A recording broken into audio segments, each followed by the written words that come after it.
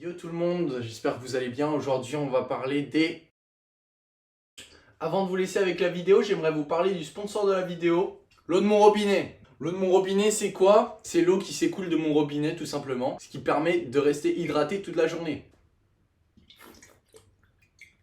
Hydratez-vous, c'est important. Grâce à l'eau de mon robinet, je peux vous faire des vidéos qualitatives tout en m'hydratant et en restant en bonne santé. Si vous aussi vous voulez avoir des performances gaming hyper nulles, allez dans la boutique l'eaudurobinet.com et avec le code MAX10, vous aurez une remise de 10% sur vos prochains achats. Lien dans la description. Hydratez-vous.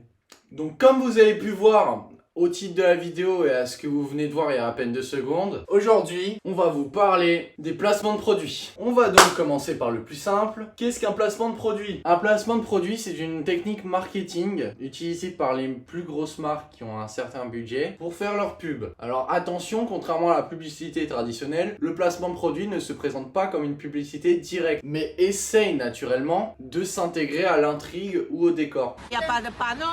Alors vous n'allez pas forcément me le demander, mais je vais vous donner une liste de où est-ce qu'on peut trouver des placements de produits. Donc en 1, les vidéos YouTube. Bah ouais, logique.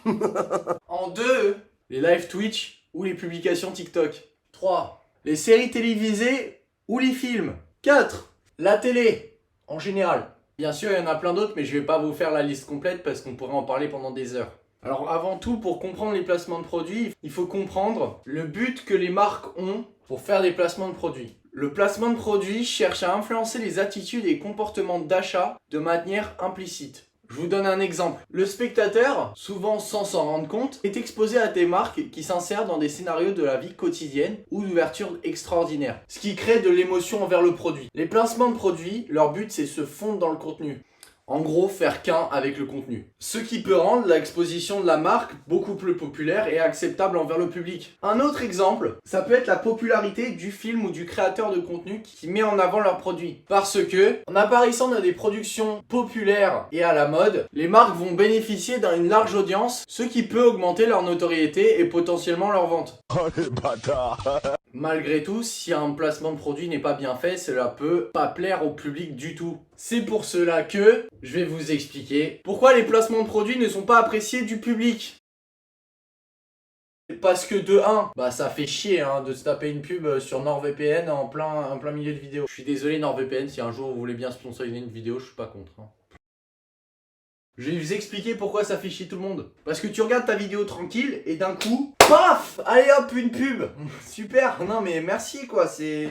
Allez, fais ton placement de produit sur NordVPN sur le fait que... Bah je sais pas, en fait je suis pas sponsorisé donc je vais pas vous en dire plus. Non mais vous voyez ce que veut dire, on a un sentiment d'intrusion.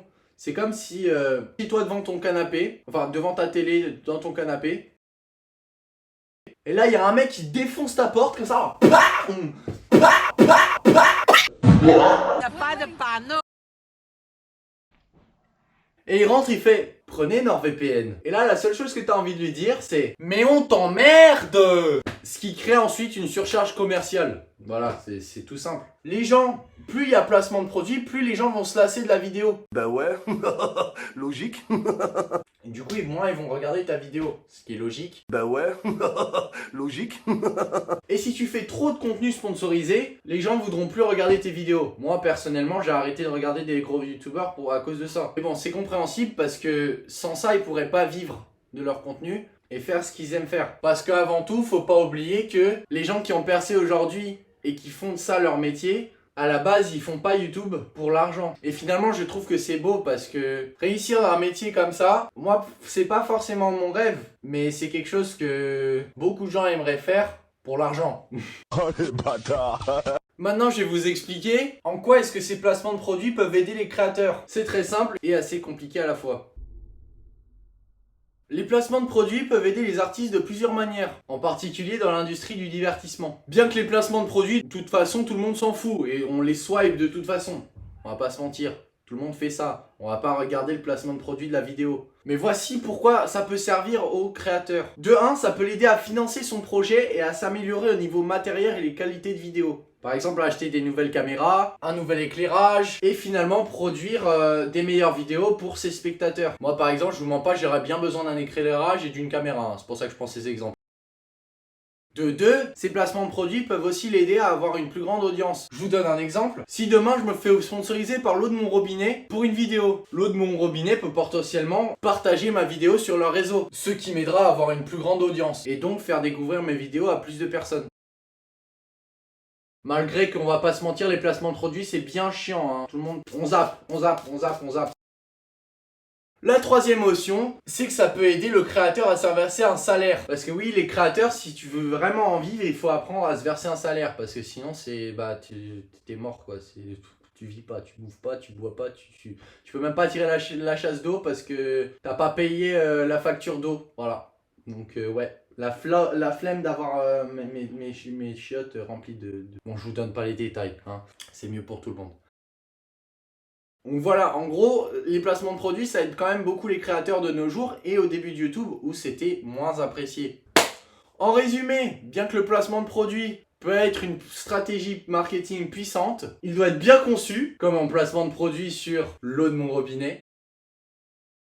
Il doit également être subtil, donc pas comme mon placement de produit sur l'eau du robinet, car le public moderne est plus conscient des stratégies publicitaires, ce qui peut donc entraîner des réactions négatives. Bon voilà, j'espère que la vidéo vous a fait plaisir. Moi c'est une vidéo que j'ai beaucoup aimé faire. Si t'as aimé la vidéo, bah fais rien, parce que moi je suis pas un youtubeur qui te force à faire quoi que ce soit. Donc fais ce que tu veux, si tu peux mettre un dislike. Mais bon, c'est quand même pas très cool quoi, donc fais pas, mets pas de pouce rouge s'il te plaît. S'il te plaît mec, s'il te plaît frère, s'il te plaît.